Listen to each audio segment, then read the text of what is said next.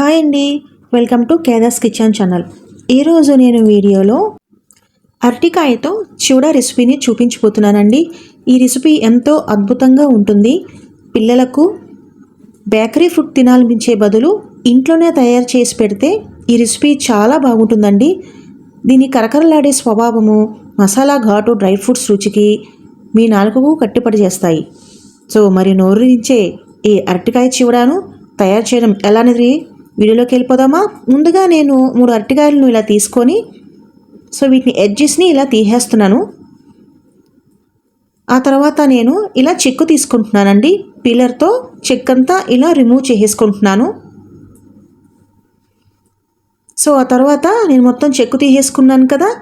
అన్నిటినీ ఇలా చెక్కు తీసేసుకుంటున్నానండి. ఆ తర్వాత నేను పక్కన పెట్టుకున్నాక ఒక బౌల్లో పావు స్పూన్ అంత ఉప్పు, పావు స్పూన్ అంతా పసుపు వేసుకొని 3 టేబుల్ స్పూన్ అంతా వాటర్ని ఇలా కలుపుకుంటున్నాను. బాగా ఇలా మిక్స్ చేసుకున్నాక పక్కన పెట్టుకుంటున్నాను. ఆ తర్వాత సరిపడా ఆయిల్ వేసుకున్నానండి. మీకు చూపిస్తున్నాను కదా గ్రేటర్ని, పెద్దగా ఉన్న సైడ్ని నేను ఇలా తురుముకుంటున్నానండి. బాగా వేగుతున్న ఆయిల్లో ఇలా తురుమును వేసుకోవాలి. కొంచెం కొంచెంగా ఇలా తురుముకోవాలి. ఒక్కసారిగా ఎక్కువగా వేసుకుంటే ముద్దలాగా అయిపోతుందండి. ఇది కాస్తంత క్రిస్పీగా అవ్వాలండి. ఇది 1 నిమిషంలో క్రిస్పీగా అయిన తర్వాత పక్కన పెట్టుకున్న పసుపు వాటర్ని వేసుకుంటున్నాను.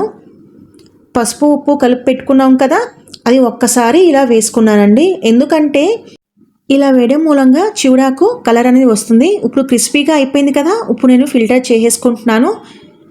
మొత్తాన్ని నేను ఇలా ఒక టిష్యూ పేపర్లో వేసుకున్నానండి. ఒక ప్లేట్లో వేసేసుకున్న తర్వాత పక్కన పెట్టుకుంటున్నాను. ఆ తర్వాత అదే కళాయిలో 1 టేబుల్ స్పూన్ అంత ఆయిల్ వేసుకొని ఒక 10 జీడి పలుకులు, అలాగే 1 టేబుల్ స్పూన్ అంత కిస్మిస్, బాదం పలుకులు కూడా 5 వరకు తీసుకున్నాను. ఆ తర్వాత నేను ఇలా నూనె వేడైన తర్వాత ఒక్కసారిగా జీడిపప్పును వేసుకున్నానండి.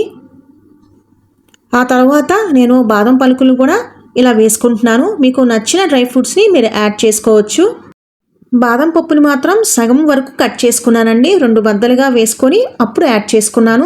ఆ తర్వాత 1 రెమ్మ కరివేపాకుని వేసుకున్నానండి.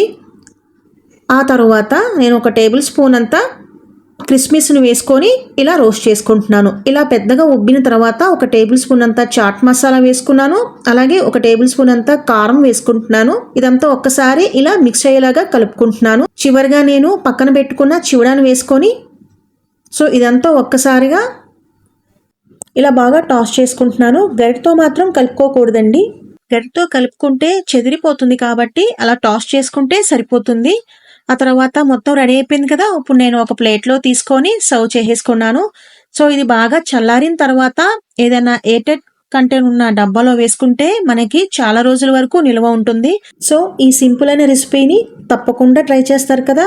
మరెందుకు ఆలస్యం, మరికొన్ని వీడియోస్ కోసం నా ఛానల్ని సబ్స్క్రైబ్ చేయండి, లైక్ చేయండి, షేర్ చేయండి.